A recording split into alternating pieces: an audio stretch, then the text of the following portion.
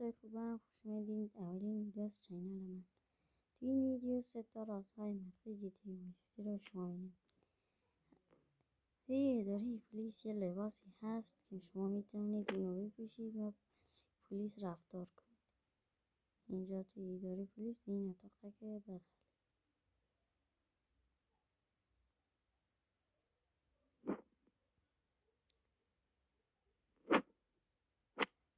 دومیش هم که توی این با موتور که میری مسابقه میزنی 2 تومن میان که شما رو بزنن و میشن فیل.